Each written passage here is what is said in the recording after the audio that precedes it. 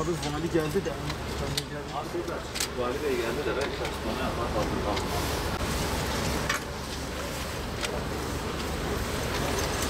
Hocam.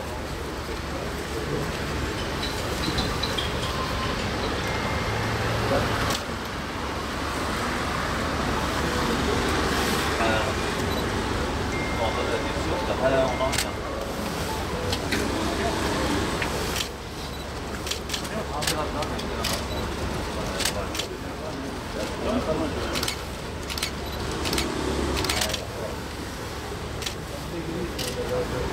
Başlayalım mı? Başlayalım yapacak.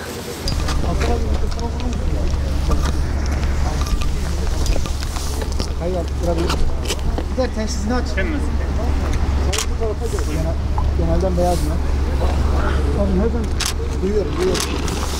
Bir dakika, Bülent abi çekin. Özür dilerim. Çok geçmiş olsun. Teşekkür ederiz. Öncelikle vefat eden hemşerilerimize Allah'tan rahmet diliyoruz. Yakınlarına, şehrimize, milletimize başsağlığı diliyorum. Hastanemizin yoğun bakım servisinde teknik bir arızadan dolayı, teknik bir sebepten dolayı tam olarak ne olduğunu bilmiyoruz. Bir yangın çıktı. Yoğun bakımın toplam kapasitesi 20 kişilikti. 19 kişi yatıyordu. Bu 19 kişinin 8 hastamız vefat etti. 11'i de değişik hastanelere nakledildi. Hastanede yangın çıktığında hemen müdahale edilmiş hastanenin kendi imkanlarıyla.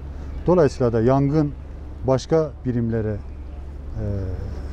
sirayet etmeden söndürülmüş. İtfaiye yine müdahale etmiş. Bu arada da hastalarımız çeşitli hastanelere nakledildi. Şu an gördüğünüz gibi hastanenin işleyişi anlamında ya da hastalarımızın mağduriyeti anlamında bir anormallik yok. Vefat edenlerle ilgili savcılığımız olayı zaten soruşturuyor. Aynı zamanda otopsi işlemleri devam ediyor.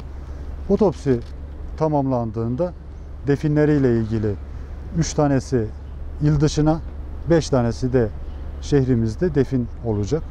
Bu 3 kişinin 2 tanesi Siirt'e gidecek, birisi Maraş'a gidecek. 5 kişinin de 3 tanesi dış ilçelerimize, 2 tanesi de merkezde defin olacak. Ben tekrardan vefat edenlere Allah'tan rahmet diliyorum. Yakınlarına, milletimize de başsağlığı diliyorum. Olayın oluş şeklini görünürde teknik olarak cihazlardan çıkan yangından meydana geldiği görülüyor. Ama bunun ayrıntılarını hem savcılık boyutuyla hem Sağlık Bakanlığı boyutuyla ileriki süreçte zaten soruşturmalar neticesinde ortaya çıkacak. Ama görünürde olan hastalarımıza oksijen verilen cihazdan çıktığı görülüyor. Bu hastane o anlamda görünürde tedbirlerin hepsinin yerinde olduğu, daha önceki denetimlerde herhangi bir aksaklığın olmadığı bir hastane.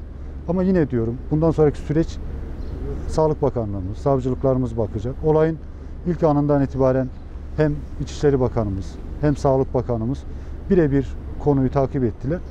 Valilik boyutuyla şu an itibariyle üzüntümüzün dışında çok yapılabilecek bir şey yok. Hastalarımız nakledildi, tedaviler devam ediyor. Dışarıda kalan herhangi bir hastane yok. Yoğun bakım sıkıntısı çeken herhangi bir hastamız yok.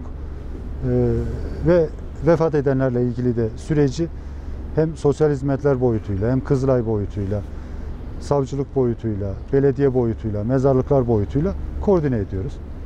Ben sizlere de ilginiz için teşekkür ederim. Olayda yaralanan var mı efendim? Olayda yaralanan yok efendim. 14 yaralı olduğunu ifade eden bir açıklaması var. 14 hasta var. Bu hastalar hastanede yatan hastalar.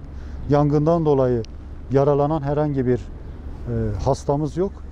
Bu 14 kişinin 11 tanesi yoğun bakımdan çıkanlar. Diğer 3 tanesi de hastanenin yoğun bakımda olmayıp da dumandan etkilenmesin diye başka hastanelere sevk edilen kişiler. Dolayısıyla da yangında herhangi bir yaralanan yok. Teşekkür ediyoruz.